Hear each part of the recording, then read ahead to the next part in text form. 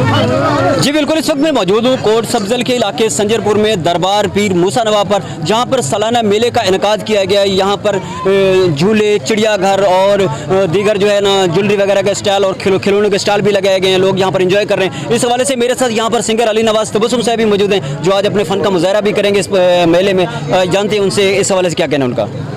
माशाल्लाह बहुत अच्छा मेला चल रहा है सखी मूसा नवाब का। लोग एंजॉय कर रहे हैं, बारिश भी हो रही है और इंशाल्लाह हम अच्छे सॉन्ग इस मेले के हवाले से गाए हैं और गाते रहेंगे।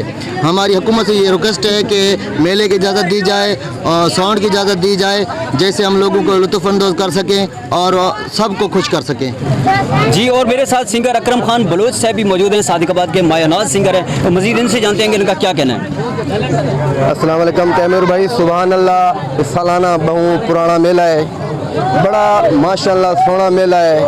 ही मेले दी जलेबी पक्की मिठाई तमाम मशहूर है। बड़े बड़े इलाके वाले बड़े बड़े दूर दूर बंदे आमदन, फनकार आमदन।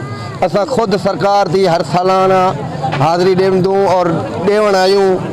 अल्लाह ताला ही मेले को शाद आबाद रखे। जी, जैसा कि आपने सिंगरों की बात को भी सुना, यहाँ पर लोग कसीर तादाद में आ रहे हैं और मेले को एंजॉय कर रहे हैं। और इनका यही कहना है कि हुकूमत से मुतालबा इनका है कि हुकूमत ऐसे मेले कराने की इजाज़त दे, ताकि लोग सैर व तफरीह के साथ साथ लुत्फ़ अंदोज़ हो सकें। जी।